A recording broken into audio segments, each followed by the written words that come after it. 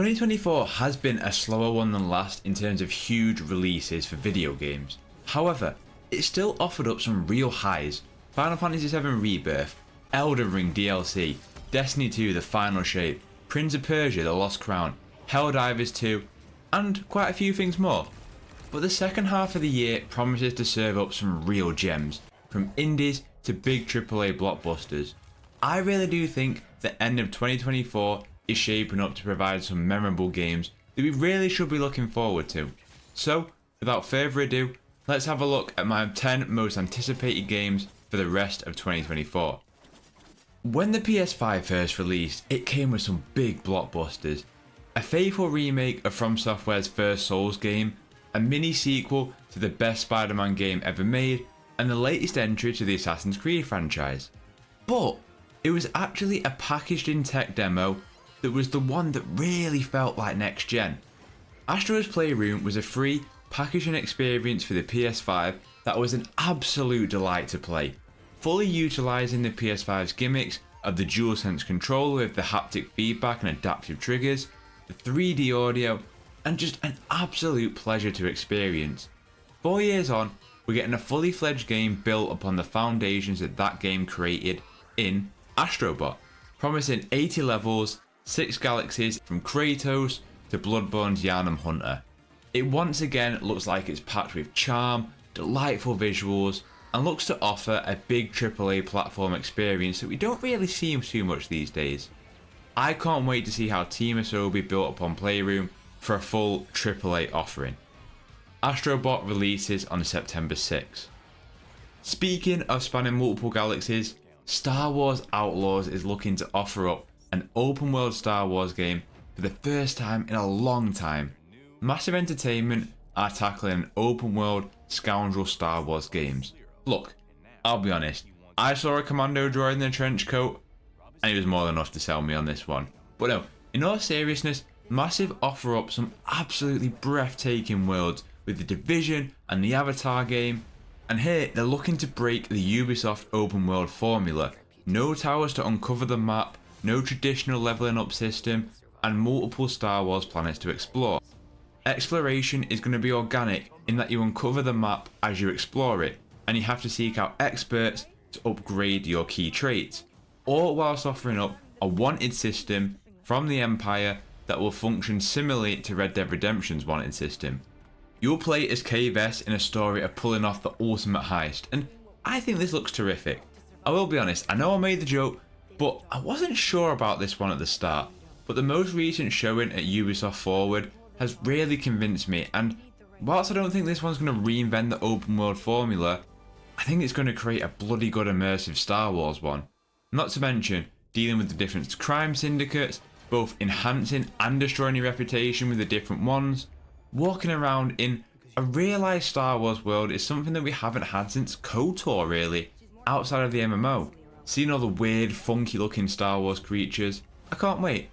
I think this game has massive potential, pun fully intended. Star Wars Outlaws drops August 30th or earlier for those the more expensive editions. And whilst Massive are looking to deliver an absolutely stunning Star Wars experience, developers All Possible Futures are looking to deliver something that I don't think I've ever seen before with the Plucky Squire.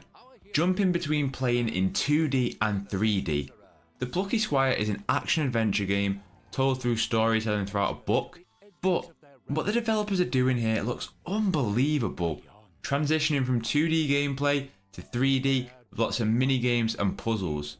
On the one hand, it looks incredibly charming, a lot of fun, but on the other hand, it's very inventive, and like I say, nobody's really done this idea yet.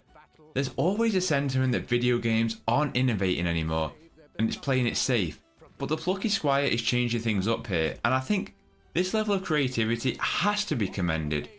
There's no firm release date on this one yet, and it is expected to release in the fall of this year. Following that trend of no release date but something that I really am anticipating now, Dragon Age The Veilguard.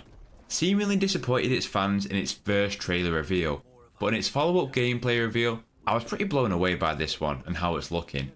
I've never played a Dragon Age game, and I played the Mass Effects for the first time with the release of the Legendary Edition a few years back, and it had me thinking, how the fuck did I never play these games to begin with? They are the most matty game ever. Sci-fi is more my jam, but the visuals offered up in the gameplay reveal, alongside the snippets of information that we've had since, and extended previews from people who got to see around an hour, it shot this game right up my anticipated list. And if I can find the time, I fully intend to play through the other games beforehand. The combat, despite being low level, it appealed to me, but it's the choices that would define this game, and we got a good look at those. BioWare, they need a win, and that's what also makes this quite compelling. A return to form for BioWare is needed, and I'm excited to see what the team of developers who maybe grew up or were inspired by BioWare games at its best, now shaping a Dragon Age and BioWare game for the first time. Everything that I've seen so far points towards it being a win. There's no solid release date on it yet, just that it's targeting the fall of this year. And, well, we may as well continue the trend of franchises that I haven't played personally, I just need to find the time to. Metal Gear Solid 3, the remake, Delta. So, here's the thing, I've played Metal Gear Solid 5, but I never beat it, and whilst I was playing it, I was just confused as hell as to what was going on. What's quite exciting, many people's favourite is Metal Gear Solid 3, and this seems like a perfect actual introduction to me for this franchise. My toxic gaming trait is I have a real hard time going back to older games that I didn't love as a child, that I never got to play. Despite knowing how many people just love this franchise, right? So with Konami bringing 3 up to modern standards in both its graphics and its gameplay, but also trying to retain the accuracy of the original, it's the best of both worlds for me. It looks graphically stunning. The snippets of gameplay we have seen have looked brilliant, and I think there's such a lack of stealth or espionage games around now. I hope this is brilliant, but also does well, so that it inspires more to be made and shows that even in 2024, there's an audience for this kind of game. Of course, there's no involvement from Kojima, but it seems like Konami are really trying to honour the original for this one. There's no firm release date, but just a PlayStation sizzle reel saying 2024. Out of all the games on this list, this one is probably the most likely to not make it out this year, but we'll just have to wait and see. Another that could slip out of this year is Indiana Jones and the Great Circle. This one is probably the one I'm most conflicted on. Despite several gameplay showings, I still don't have a real feel for how this one's going to play. On the other hand though, this is Machine Games, and the Wolfenstein games are absolute bangers. And if there's one studio that knows what it's like when it comes to first person games facing off against Nazis, it's Machine Games. Troy Baker is doing an incredible job as Indy, and I think visually this game does look incredible. I want to see some pure, unedited gameplay footage though. But what I do think is that this is going to offer up plenty of huge set pieces, vintage Indiana Jones music, and that kind of classic dialogue and a good old punch 'em up. There's rumours that this one is targeting a December release date in what is a very busy fall for the Green Team. However, I'd expect a firm release date at Gamescom later in August this year. Speaking of indie, but in a completely different context, Never or Never, the next game from the developers who brought us Gris, one of my favourite indie games ever made. This is an action-adventure game of a young woman and a wolf as they embark on a journey as the world decays around them. Gris made me feel so many emotions, and I think I'm about to experience round 2 here. The visuals are just outstanding. I expect the game's narrative beats to hit just as hard as Gris did, and the gameplay is a big change up from Gris. The diversity of biomes looks amazing, man, and yeah, I mean, you imagine it's going to be just as an emotionally charged adventure as any story of an individual and a wolf or dog always hits me extremely hard. We got our first look at gameplay during Summer Games Fest, and it wears the staples of Gris on its sleeve, but promises to offer a more action-orientated experience for those looking for it. There's again no release date for this one. It's published by Devolver. They know a belter of a game when they see one. Hopefully we will see it in its planned release window of this year. On the other end of a beautiful, emotionally charged adventure comes blood, guts, and a willingness to do everything for the Emperor. Warhammer Space Marine 2 is set to finally hit us later this year after 13 years since the original. I can't wait for this one, man. The original Space Marine was my introduction to the Warhammer universe, and I just loved it so much. Saber Interactive are developing this for current gen consoles and PC only, and it's set on Unreal Engine 5. The amount of enemies that will be on screen at once is astounding, but it's not just that. This game has an old school feeling to it, but in the best way possible, offering up a 12-ish hour campaign that can be played solo or with 2 others, a PvE mode that will receive free ongoing content in its operations, and a 6v6 PvP mode, something that many games have kind of moved away from as a model. It looks so visceral and, to be honest, just bloody fun, man. Offering up 6 classes for its PvE and PvP mode, tons of customization and loot to match.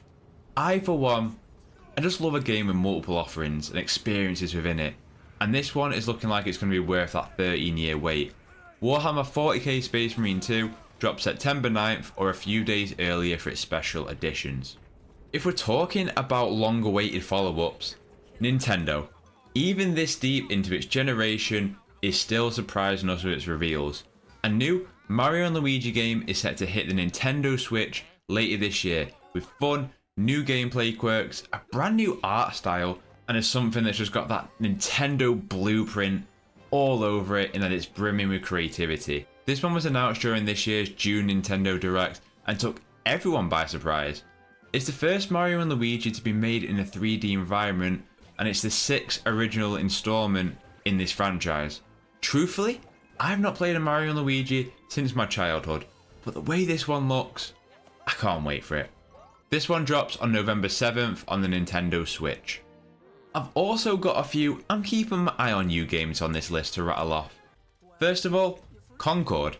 I'm not the hero first person competitive shooter guy, but I'm really intrigued by the weekly storytelling of this one, alongside its clear Destiny inspirations that will be much better balanced, you'd hope, than the Destiny PvP sandbox. Black Ops 6. Treyarch have made my favourite Call of Duty games, and this one looks like it's been in the oven a lot longer than the others have been. Hopefully it means it's content rich and not the absolute shocker that Modern Warfare 3 was. A shocking one that I wouldn't have expected for me to have on this list, but New World Eternum. Not necessarily a new release, but an overhaul, making this a more action style game. The reveal at Summer Games Fest interested me, but after hearing some hands-on impressions from those who saw it at SGF, my interest is very high in this one now. Finally, Batman Arkham Shadows. This would be on my list had it not been a MetaQuest 3 exclusive, which I do not own, but these guys, they know how to make a good superhero VR game. They made a fantastic Iron Man VR game, and I expect that passion and love is going to be brought to the Arkhamverse at a time where DC games are faltering. My 10th and final game for this list, it could have been a keep my eye on you for the list, but this is a franchise that I have such a deep history with. Assassin's Creed Shadows finally takes the franchise to feudal Japan after years of fans asking for it. The question is that, is it too late after Ghost of Tsushima possibly offering us perfection for this period of time in an outstanding single player game and a surprising masterclass in its multiplayer offering with Legends? Shadows does look to be a departure from the bloat of Valhalla. I just hope that it feels a little more traditional than the ability spam that AC Valhalla was. The dual protagonist idea, it is exciting if it's done right, and the idea of the world evolving with seasons in the game is pretty cool too. I'm just not fully convinced on this one yet. Ubisoft are like quadrupling down on this franchise, and I hope that that comes with a bit of risk and innovation. Otherwise, we're going to feel that same burnout again. I do have high hopes for this one though, because after Valhalla, I really think they know they need to shake things up a bit. Assassin's Creed Shadows hits November 15th on current gen consoles and PC, with once again the super duper expensive editions granting earlier access. Well, that wraps 10 games that 2024 may still deliver on, and a few keep your eye on these. But now I want to hear from you. What are you anticipating still for this year? Is there anything that you expected to see here and you didn't in my list? And out of everything you played so far, what's your game of the year so far? I'd love to hear from you as always, but just keep it civil in that comment section. If you enjoyed hearing my thoughts, clicking the like button is the best way to help me out, and I'll be covering a lot of these games at launch, so consider subscribing if you're after that. As usual, all my socials are linked in the description down below, so if you want to get at me, you can do so on those. Other than that, I hope you have a terrific day, look after yourself, and I'll catch you in the next one.